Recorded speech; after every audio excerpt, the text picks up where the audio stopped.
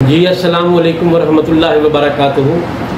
آپ کا بھائی حکیم احمد رضا دیوان حاضر خدمت ہے۔ دعا ہے اللہ تعالی ہم سب کو دین و دنیا کی کامیابیوں سے ہمکنار کرے۔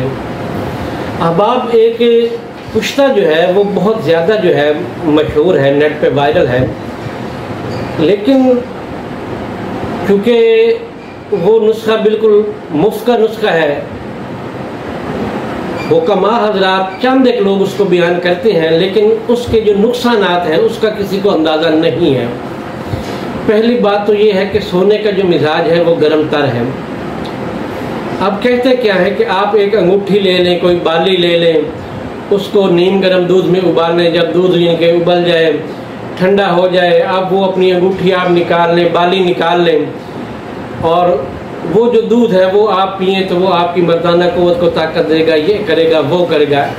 میرے بھائی ایسا ویسا کچھ بھی نہیں ہے۔ ہاں اتنا ضرور ہوتا ہے، اس سے وقتی طور پر بھوک بھی لگتی ہے، جسم کے اندر کچھ توانائی بھی محسوس ہوتی ہے، لیکن توانائی تو میرے بھائی اس کے اندر آلریڈی موجود ہے۔ یہ نہیں ہے کہ اس کے اندر توانائی نہیں ہے، ظاہری بات ہے، وہ چل پھر رہا ہے، روزمرہ کے کام کاج کر رہا ہے، توانائی تو اس کے اندر موجود ہے۔ اس کے اندر وہ مردانہ صلاحیت نہیں ہے جو ایک عورت کی سیکسول سیٹسفیکشن کر سکے۔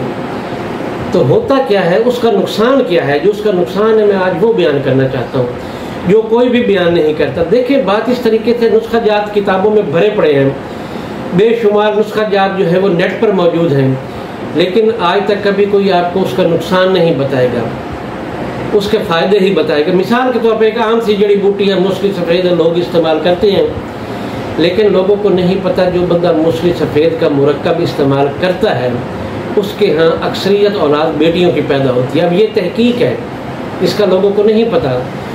تو وہ جو سونے کا طریقہ کار بتاتے ہیں استعمال کرنے کا، کہ کوئی انگوٹھی یا بالی آپ دودھ میں ڈال لیں، اس کا یہ ہوتا ہے کہ بھوک لگتی ہے، گوشت پوشت جو ہے انسان کا جسم پہ آتا ہے، اور موٹاپا بے تحاشا آتا ہے انسان کے وجود پر۔ اور جب موٹاپا آتا ہے تو ظاہری بات ہے، موٹاپا بھی فی زمانے میں ایک بیماری ہے۔ جب رطوبت آپ کے جسم میں بڑھے گی، جب آپ کا مزاج کے اندر بلغم کی مقدار بڑھے گی، رطوبت کی مقدار بڑھے گی، تو اس سے ظاہری بات ہے کمپلیکیشن پیدا ہوں گی۔ ہاں، یہ والا نسخہ وہ ضرور استعمال کریں جن کی عمر 60 سال سے اوپر ہے۔